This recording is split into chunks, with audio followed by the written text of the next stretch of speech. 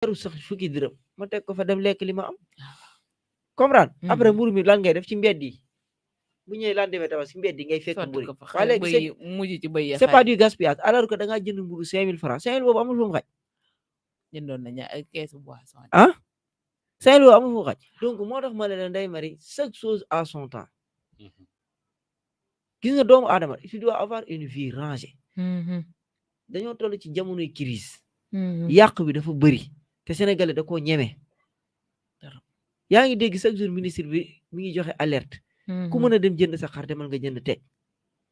ay xar yi dinañ ñëw man garanti lu ma ko kenn de je suis journaliste ba ma wooyee waa daa soxla loo xam ci dara li ma ne la da ngaa yor sa xaaj damal jënd man du ma wax kenn bàyyil ba lii ndax xam na laay bañ gars yi loo leen wax rek danañ ko dem ne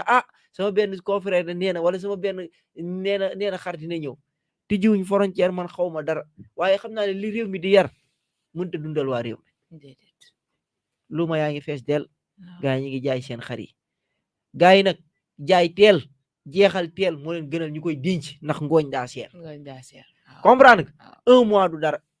1 mois neex naa muñ 1 mois c'est 4 semaines. yow dama toog digg sama papa di woote naan ko dencal ma xar. te xam na lu tax ñu bëri day bëri c'est la première fois Sénégal ngay gis ku jënd xaru tabaski 1 mois avant. moom daal woo na tefanke ba ka daan jaay xar sax année dana ko dencal ma xar. xam nga lu tax sa papa day déglu information dégg na li ministre bi wax ministre bi wax na ko télé wax na ko rajo wax na ko fu ne nee na la ku am sa xaalis Elimane demal nga jënd xam nga kon teel naa débraché wu. Eli dégg nga. Ali Sali Diop wax na ko de. waaw moom teel naa débraché wu. acheté boobu mosoo dellusi déjà. ndax gis nga crise bi. waaw Maliens yi fi ne nangoo tuñ Sénégalais dugg biir Mali. waaw te gaw ma ni tabaski ren gii dinañ nangu ñu génne seen xar yi di ko indi. même buñ koy indi. Mauritanie kese est-ce que mën nañu. Mauritanie rek dara mën a couvrir. Mauritanie kese yow da nga naa dem Gambie dem Mali dem Mauritanie ñetti pays di nga ko boole. déglu ma Ndeye Marie ma jox la lu garaaw. Gambie fii la ñuy jëlee Gambie Sénégal lay jëndee. mais am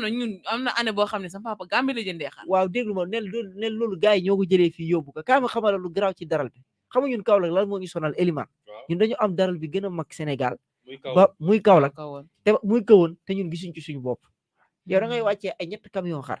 juróomi camion c'est les propres sénégalais ñëw jënd ko yóbbu ko Gambie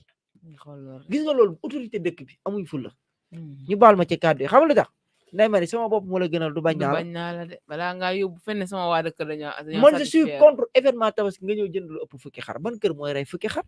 d'accord naa juróomi xar pare jaayat comprendre nga gis ku ñëw jënd 50 xar xam nga ne kooku day dem jaayat te jaayewu ko ci biir région bi donc gis nga bu dee tubaab xoolal tubaab bi nan lañ def bañ commencé am crise dañoo conserver seeni lekk tëj ko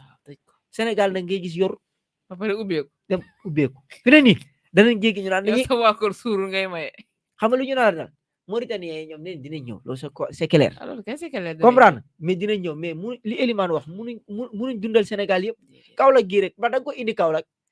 au lieu autorité yi taxaw gendarme yi taxaw ce sont ces propres gendarmes ñooy dem jël ko encadré gars yi ñu dem jël ko dem di ko jaay Gambie da ngay gis jëndkat bu dem billaahi naar kii pël taxaw wala naar benn naar nga gis mu xam lu nga wax camion bi yëpp laa soxla même bu ko soxlawu sax dana xañ ñeneen ñi taxaw te loolu autorité ñoo ci war a veiller maa ngi wax je lance un appel dimbali leen askanu Sénégal am na ñoo xam ne xaalis dernier moment lañ koy am il faut nga jour tabaski la ñuy très bien il faut nga ñëw julli ji bay ñëw ñu il faut nga xam ne am na ñoo xam ne ñi leen dig neñ leen la 5 juillet lañ lay jox à 5 jours de la tabaski ou bien à 6 jours comprendre tey kooku noonu ñuy jox il faut que tey mu am benn gëm-gëm bu bëree bëri parce que kooku tey boo créé sikko si moom kooku man mën naa am moyen dem jënd mais mu amagul moyen kooku il faut que nga bàyyi ba juillet bi mu dem jënd à 3 jours ou bien à 2 jours de l'événement donc nga bëgg a jël xar yi dem di ko yóbbu ay Gambie wala di ko yóbbu ci dans la sous-région comprendre loolu day indi parce que Sénégal dafa yaatu Ndeye Marie Kaolack gars yi dañuy jënd di yóbbu Dakar waa Dakar fii la ñuy jëndee xoolal dem maa ngi am ku ma gunge lu ma Birkilaan mais dafa mel ni waa Dakar ñëpp a gàddu seeni pick-up ñëw jënd si foofu kat amu yekkatu xar di parce que xam lu tax waa Dakar di jënd ndax dégg nañ information bi ministre bi wax donc ku ci yor 1 mois yàggut mun nga juin yi 4 semaines la nga ñëw daal di jël téye sa kër ndax information bi rajo yeeg site yeeg ñëpp a ko teel a wax donc moo tax ma ne la suñ dépendance ci blé bi suñ dépendance ci lépp ndax mboq mii ñuy wàccee syndicat di mboq Sénégal bu sew bi tey bu fekkoon ne teel nañ koo génnee mburu sax nga xëy def sa beñe dugub bu baax ndekki ci bu suur Elimane pour génération bi wala nga def sa beñe mboq génération bi pour ku ci ndekkee beñe sa papa amul man de dama ko gisatul si dëkk bi waaye avec ñu ma ko doon gis chaque jour ay Ndeye Marie moom laa yow xëy keroog fii nekkee toog nañ di ko waxtaane fii kenn ku nekk ba nga nekkee xale nekkee nga fonde ban xale ngay jox fonde dégg ne moo leen ko joxe fii lañ lay romb mère Mamou Diaw sama koñ am na ñoo xam ne ñi ngi suñ koñ magistrat këram lañ daan naanee fonde balaa ñuy jàngi wàcc fu suukar saa ngi tege fonde baa ngi tege waaw ñu naan fonde tey kan moo koy def kenn est ce que boo demee jàngi buur bi day yuux naan fonde la nekkee la nekkee tey wala kenn bañ a dugub laa tey nekkee kenn amul complexe bu ma gàddu woon sama pot dem jëndi fonde dañ naan xoolal kay fonde lay ndekkee kii moo bañ bopp parce que c'est la société société bi bu fekkee da lay imposer li ngay dund yaakaar naa yow doo fi yàgg dañoo comprendre yaakaar naa ne yow doo fi yàgg parce que tey ganaar seer na yàpp seer na donc lan ngay lekk fi ni nii askan ba bañoon cere yëpp bu guddi jotee fii ñëpp muy sama morom ak keneen ak keneen ganaar yi nit ñi gën nañ ko lekk ca korité ba depuis le 2 mai ba léegi Sénégal kenn lekkatul ganaar xanaa boo ko lekkee par accident ci nga dem xew nit ñi léegi cere la ñuy lekk guddi bëccëg ñu teg ceeb ndax lan les dépenses coûtent cher ay litre diwlin 1300 1400 autant pour moi 1000 voire 1500 am nañu téppéer la di ko jaay 1500 donc kon moo tax ma ne dans un pays bu fekkente ne da nga ne facteur de développement la le taux de croissance est à 7,8%. loolu chiffre la mais sénégalais yi sentiruñ ko de chiffre dong lañ fi joxe comprendre croissance boobu moom taux de croissance boo xamante dégg dong lañ ci am taux de croissance boo xam ne da nga naan budget bi yokku na mooy loolu xoolal tey kaaw Marème Faye Sall fondation Servir le Sénégal moom affaire bi da ko mujj ëpp loxo ba mu génn RTS di wax la population dakaroise est en train de vivre un calvaire xam nga la mooy calvaire buñ demee ba réew ñetti lekk yi éliminé nañ ko ndax lekk dafa bokk ci facteur de développement ku lekk dem hôpital saa yow demee hôpital ñu ne la nga manqué vitamine benn médecin nee na ma 3 repas nit dafa war a lekk ba suur këll mënatuñ ko de kenn mënatu ko waxuma la damay jël benn exemple à Dakar mënatoo ko ndax lan yaa ngi bëgg oto bu rafet yaa ngi bëgg meuble bu rafet yaa ngi bëgg Getzner iPhone lekkal ba pare door occupé loolu li waa ji wax yoral téléphone bu 5000 sa poche am 300000 moo gën l'homme est un animal biologique je le disais toujours d'accord naa mais il faut que l'homme day lekk parce que suñ yaram yi Ndeye Marie day daw dafa soxla alimentation ba pare alimentation riche en vitamines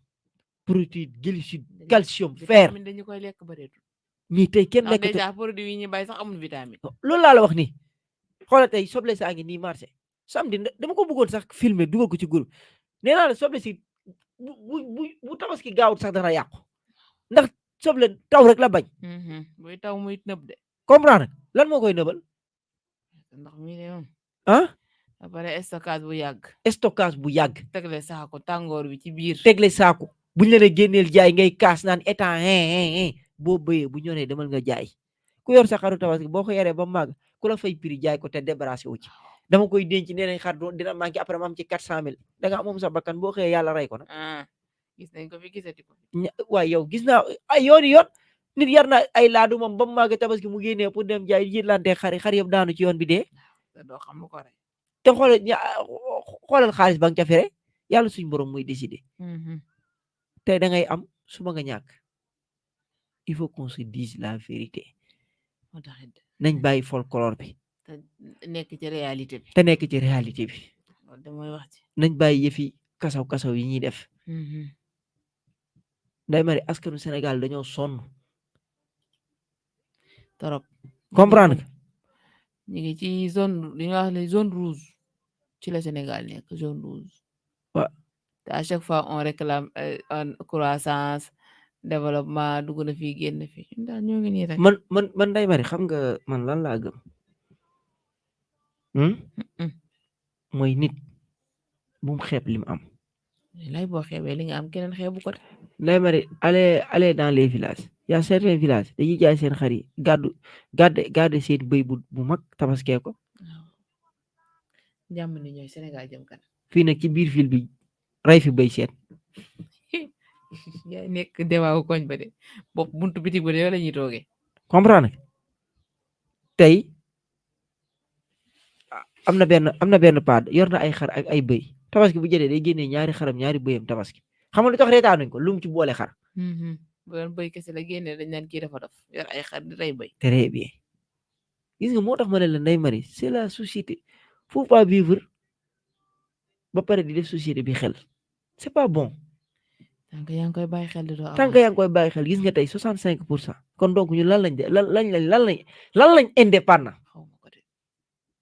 du dee dañoo dépendre 65% ci bele. waaw yeneen secteurs yi moom wax. non yeneen secteurs yi moom dimbale ma rek yeneen secteurs yi moom comme da ngaa dépendre ci xaru tabaski moom tey nga ne Sénégal day yar man gis nga man Ndeye Marie il faut que ma wax ak éleveurs yi sax dama ci porox ndool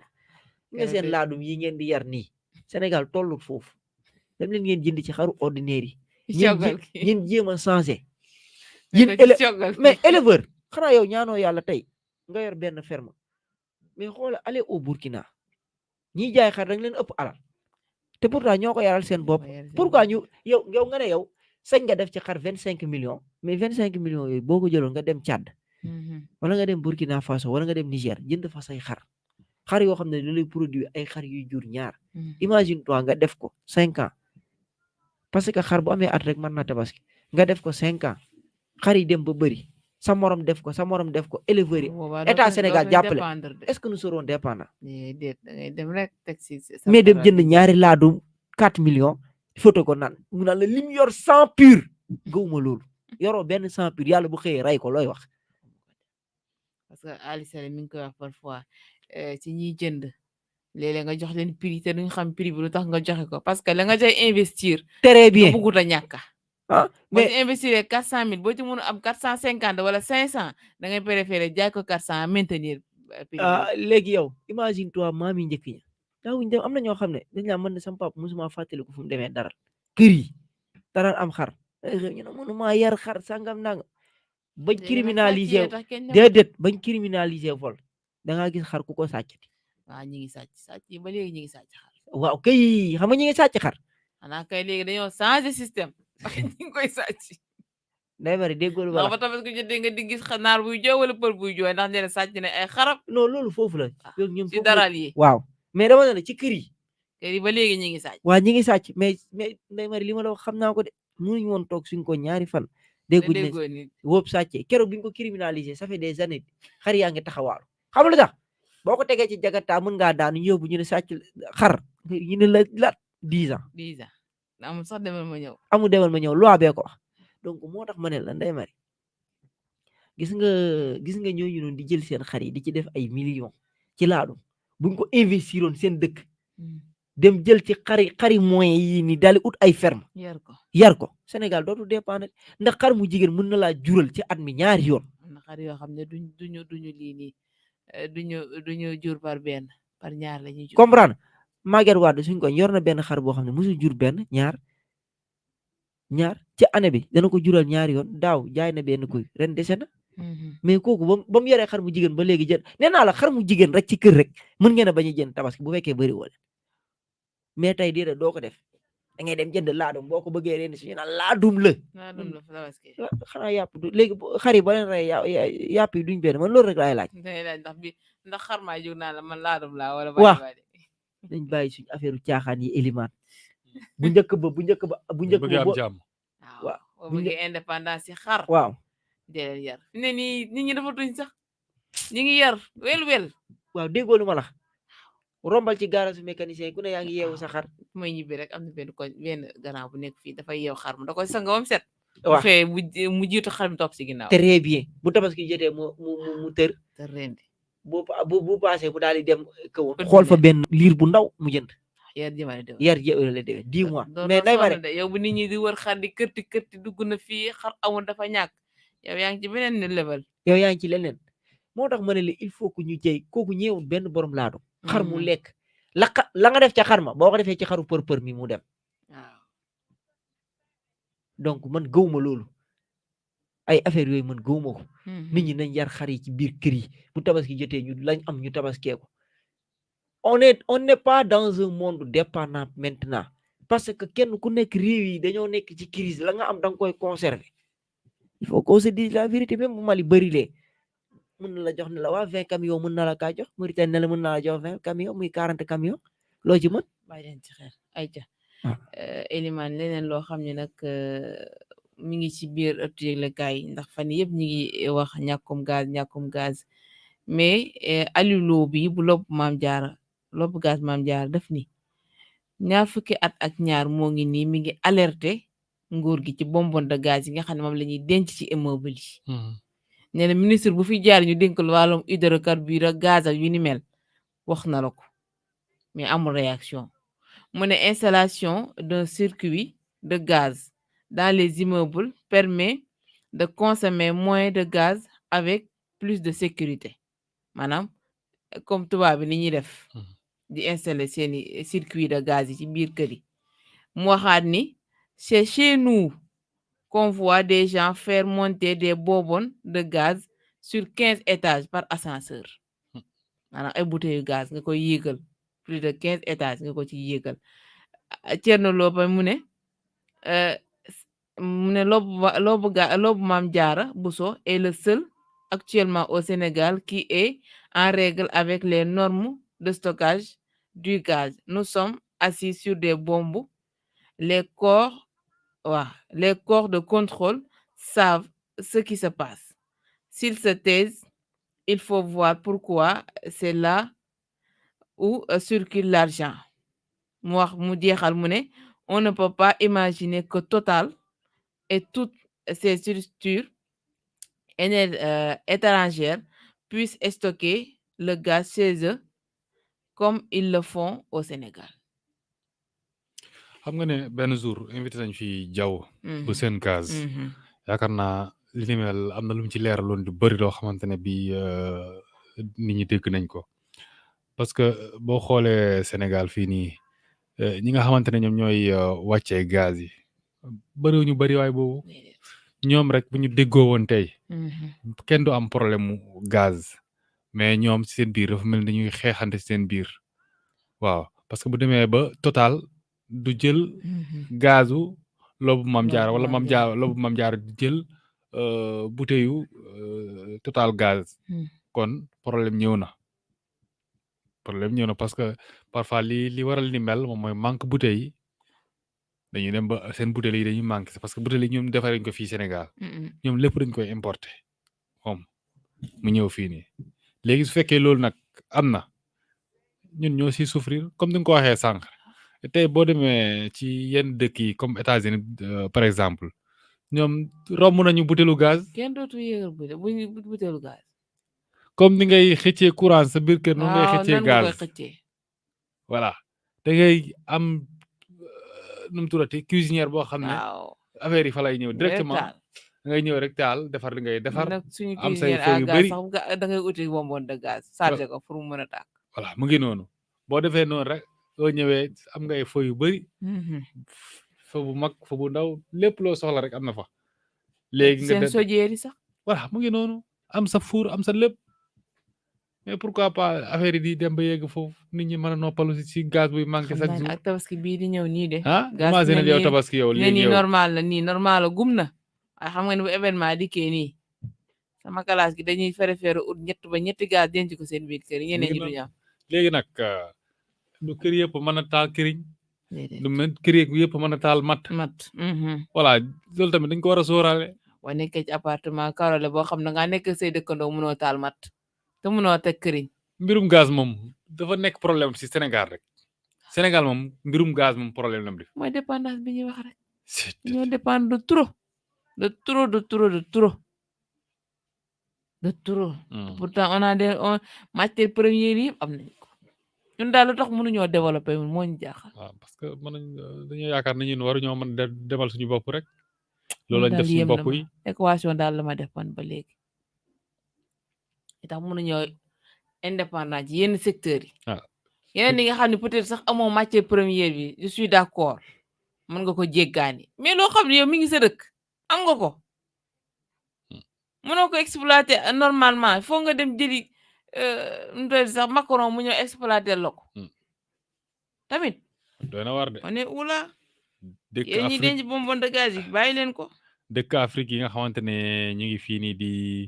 jéem a demal seen bopp yëpp instant yi ñu ngi développé ñi nga xamante ne ay bañkat lañ ins bi ñu ngi développé ñu ngi jéem a créer dara si mbir dëkk yi comme tubaab bi voilà tubaab bi toujours fépp fu mu ñëw rek intérêt moom moo ko fa indi du dem dara ci ndimbal bu ñëwee di signé ak yow ay partenaires ak lépp lu muy def rek am na lu mu si séntu loo xamante ne yow doo ci am sax ceer bi lépp ñoom ñoo koy aaki moom imagine yow bu ñëw rek ne la par exemple tey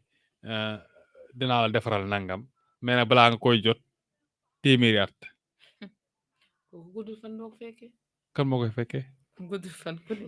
jeex na moo ko fekkee ñun nag loolu nag lañ bëgg a deewee nag léegi bëgg léegi am mënuñoo léegi changer suñu comportement ñu xool ñun tamit nan la ñuy demalee suñu bopp comme ni nga ko waxee léegi Sénégal am na gaz am na pétrole waaw ku am pétrole am gaz mais suñu pétrole bi saa yi ñun sax xamatuñ fa la toll wala yow yaa ngi ci am ay information yow am information ci la si pétrole Sénégal bi pétrole Sénégal bi fi ma bëggee dégg di kenn amatu ci information kenn contrôlé tu kenn xamul fu mu nekk daal dañuy toog rek ba xëy gis ay bateau étranger ñëw di gas suñu suuf si di wax suñu pétrole bi di yóbbu waaw loolu daal la ñuy xaar fi mu ne nii waaye amuñ ci suuf su de yal na yàlla dimbali yàlla dimbali ay moo ngi noonu Cheikh Tidiane leneen lu yees ci li nga xam ne mooy incendie bi am ci hôpital Mame Abdou Ba au lieu de 11 nourrissons 17 nourrissons ñoo mort calciné yàlla leen yàlla yërëm te xaree leen àjjana démb lañ leen doon denc mais c'était difficile à vivre quand même waaw mu doon metti woon na trop sax bu doon ab drame boo xamante ne président Macky Sall sax da cee profité woon daal di def 3 jours de deuil national à compter du 26 27 28 mai mais di leen jaajëfal daal ci li nga xamante ne sénégalais respecté nañ ko ndax amul benn yëngu-yëngu dans toute l'étendue du territoire ndax ñun ñëpp ay jullit lañ ay mbokk lañ ndax nit ak nit rek waxuma la jullit ba nit ak nit rek dañu war a fonkante ndax yàlla dafa fonk doomu aadama donc mu doon loo xamante ne métti na métti na nañuy xool hôpitaux yi dañuy xool seen installation yi dañuy xool ba pare y a pas de surveillance dans nos hôpitaux assez de surveillance amu fa nañ ci teg ñaar benn infirmière ak benn aide infirmière waaw ndax aide infirmière yi nañ leen génnee ci hôpitaux yi c'est quoi le problème toujours infirmière aide infirmière c'est quoi aide infirmière moo jaaxal question la de soit da ngay doon infirmière te am na ñoo xam ne infirmière d'état yoo xam ne ñu ngi diplômé toog amuñu liggéey ngay dem di jël ay aide infirmière kooku mën a aider boppam sax mënu koo aider ma jaaxal mais il faut qu'on se dise tamit la vérité santé du affaire caaxaan ñooñu ngay dem ñu piqûre la nga décédé parce que xamuñ sax garab yi aide infirmière ñoom xamuñ est-ce que xam nañ vraiment le mot aide infirmière aide infirmière tu dois être au même niveau que infirmier bi ngay très bien mais da nga gis koo xam maanaam deuxième infirmier maanaam deuxième accompagnant ci kii révélé lay doon mel ni suppléant rek waaw kañ titulaire ak suppléant ñoom ñaar ñoo war a yem niveau man day mari man parfois je me pose la question mais aide infirmière boo xam ne fa werekat la wala balekat wala gardien porte nga jël ko def ko aide infirmière ba pare ñu toujours Kaolack aide infirmière Linguère aide infirmière Louga aide ay waa ji ñu Sénégal fan lañ jëm même boo changé ministre de la santé tamit te y a pas assez d'hommes responsables dans nos hôpitaux duñ dem déedéet duñ dem tu dois être responsable nit day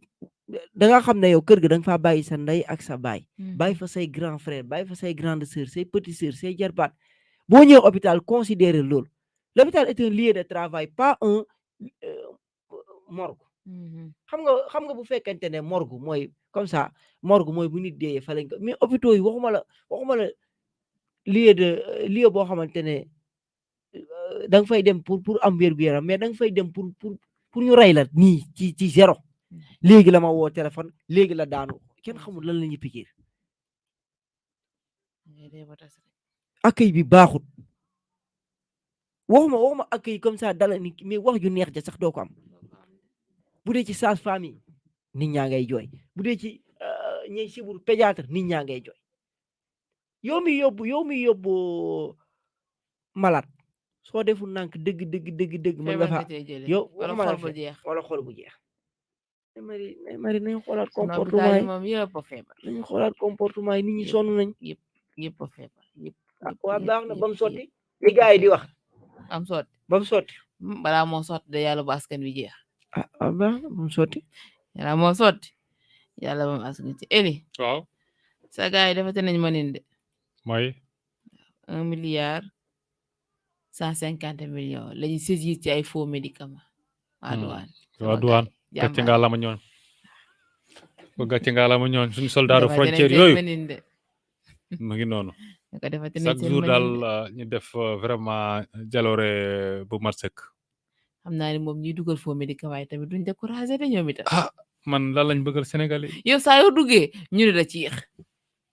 nga ñàkk ay milliards wala ay millions ci ay faux médicaments te turam laa bàyyi léegi ñoom faux médicaments yi fuñ koy jaayee ñoom ci mbedd bi moo ma jaaxal moom la ñu yaay mais xanaa si mooy garabu mbedd yi garab yi loolu sax gisatoo leen ñu wër man loolu gisatuma ko léegi gars yi gisatuma leen de ay garabu wër ci mbedd yor seen kees yi di wër bu njëkk ba demoon marché central bu Kaolack fii da ngay fekk ay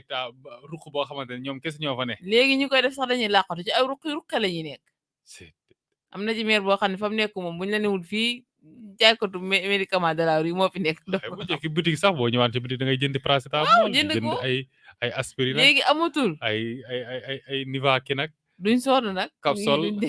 lu nekk fii no doy na war Sénégal duñ découragé de yow saa yoo dugalee ñu ne la ci jàpp te du la tax a bàyyi doy na war de yow garab goo xam ne xamoo fu ñu ko defaree xamoo ban laboratoire moo ko date de péremption bi xamoo ban la xamoo lan la nga jël rek bëgg a jël loolu bu ko consommer te benn docteur bi lu la benn kii nii ordonnance bu jëm ci médicament yooyu risque la de risque la moos waaye tamit de nguur gi def na président def na jéego de nee na des forces de défense et de sécurité seen salaire da leen da koy yokk dañuy jóge ci 75,000 dem ci 400,000 des hausses qui vont de 75,000 à 400,000 francs CFA. maanaam 75 lañ doon fayeeku. am na ñu daan fayeeku 75,000. léegi nag léegi la ñuy fayeeku. par échelle la léegi nag échelle bi gën a mag 400,000 la par mois.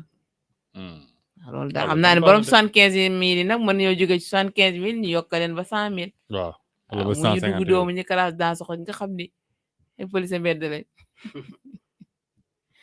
parce que moom c'est à saluer parce que dinaa leen gis nga ñaari secteurs yi lu leen waay fay jar na ko gis nga ñii di force de défense armée bi ak ñii di médecins yi ak taskatu xibaar nag teg ko ci taskatu xibaar yi ñoom seen organe de presse ñoo leen war a fay waaw ñoo leen war a fay fay bu jaar yoon parce que fii public bi bariwu fi privé bi fi ëpp ñoom ñoo war a jël seeni employé fooy leen lu ko jar waaye ay technicien de surface nga leen di fay ay fukki junni par weer ci ku yor doom yor jabar yor yaay yor famille nekk soutien de famille non ñooñu sax ñu ngi leen di fay am na ñoo xamante ne loolu du fay de transport la rek waaw am na ñoo xam ne duñu laal dara ñoom ñooy paasal seen bopp aller retour pendant des années nga nekk ko ci benn boîte waaw am na ñoo xam ne dañuy paasal seen bopp aller retour di ñibbi te fekk kenn du leen jox dara te bàyyi xel te boo demee sax ba ñu nekk liggéey ba ñoom ñoo ko fay def da ngay gis ñu nekk ak ñoo xamante ne dara ñooy liggéey liggéey bi waaw ñooy liggéey bi parce que da ngay gis ko ñoo xamante ne ñoom ñooy par exemple bu ñu nekkee ci benn rajo wala benn télé wala benn site ñi nga xamante ne ñoom ñoo fa am contrat duñ defati dara ñi nga xamante ne amaguñ fa dara nag ñoom ñooy yor li ci télé bi ñu daw ba xoox ñu daw ba xoox dana war de liggéey ba tas baax na bam sotti yàlla jàppale Sénégal daal yàlla jàppale mu jëm kanam jeexale ko ak tàggat yaram après avoir échoué ci li nga xam ne à la reconquête de titre Ligue des Champions ci li nga xam ne rek Angleterre Liverpool n'a pas non plus pu mettre la main sur le trophée de la Ligue des Champions. Le Real, l'ayant battu 1-0 samedi, les restes pourraient avoir une autre perte à gérer car le choc face au merengue plutôt, où Sadio Mané de France était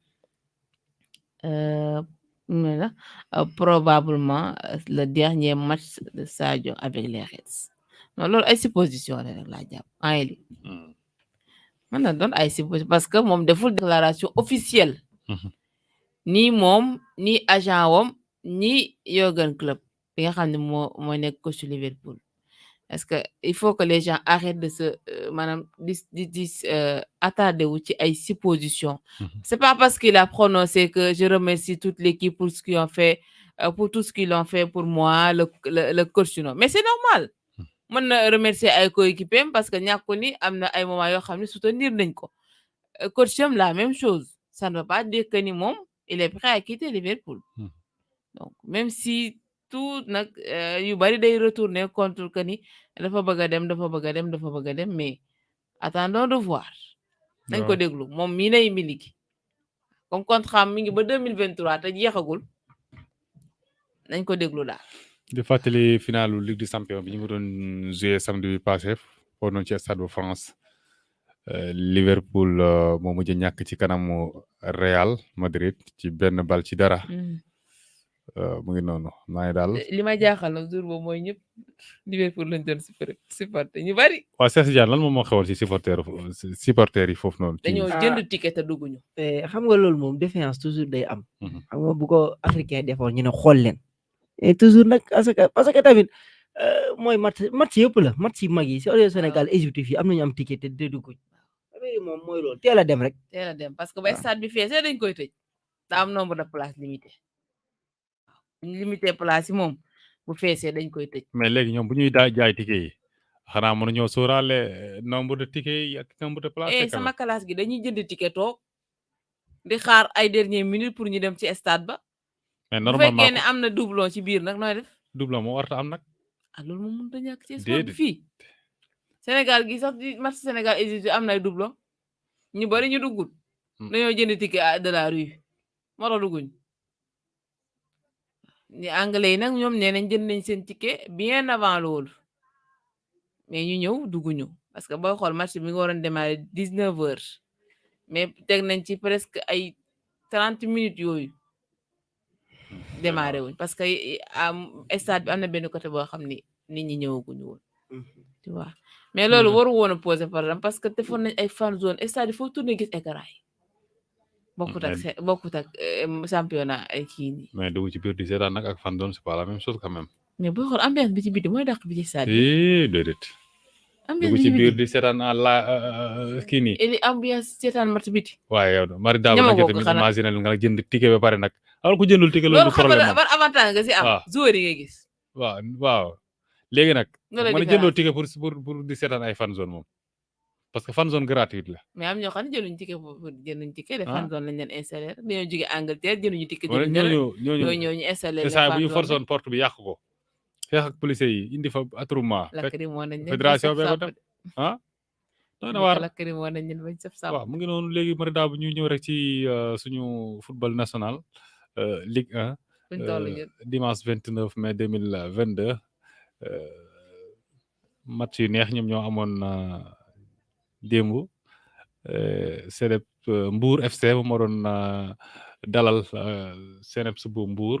moom muy ko nermeel ci kanamam 2-1 Casa Sport nag daal di defati mëninam daal di dalal Njàmbur mbokk ko si biir dëkkam. ñetti bal ci benn. di ko mbokki. Jaraaf dafa temboog Dakar Sacré-Cœur ci biir dëkkam. Dakar Sacré-Cœur sama waa koñ tamit amuñ jom de. tamit sama club bi amuñ jom de. AS Pikine moom moo daal di mbokki US Gorée 2-1. Linguère daal di temboog Teungueth FC ku nekk daal di am benn bal maanaam benn but. tey jii nag bu 17h jotee AS Douane moom mooy dalal Jambar FC. démb nag Génération Foot daa mel ni football la. xaw ma la championnat la mais daa mel ni joué na démb de. kan la ci Génération Foot. waaw Génération Foot moom moo daal di duma Guédiawaye. 2-1. démb koy joué na ndax maa ngi ko doon seetaan. waaw Génération Foot moom moo daal di kon duma léegi daal sama waa Casa daal ñoo ne ci kaw ba léegi. mu ngi noonu Casa Sport ñoo nekk ci kaw ba léegi daal di am 46 points maanaam ñeent fukki poñ ak juróom-benn Génération Foot moom moo nekk deuxième am maanaam ñeent fukki poñ Jaraaf nekk troisième daal di am 39 points dañ koy wax fanweer ak juróom-ñeent voilà mu ngi noonu si suufu tableau bi nag ki jël 12e US Gorée am 26 points 13e Njàmbur bu Louga daal di am 25 points ci suuf Ndaare nag kenn du ko wax nag ma ne Ndaare nu moo jeexal liste bi ay waay Ndaare la kay ki mujj di 14e bi moom mooy Mbour FC daal di am 17 points moo nekk ndoxu City bee leen sonal zone rouge ndoxu City moo leen sonal moo tax mënu ñëw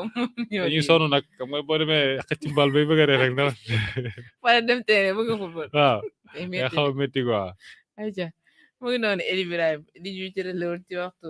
daal dinay jeex laajuma la sax naka waa dëkk ba waaw ça va nekkoon ci tool yi rek yéen nga ja ñu ngi ci daal kon baax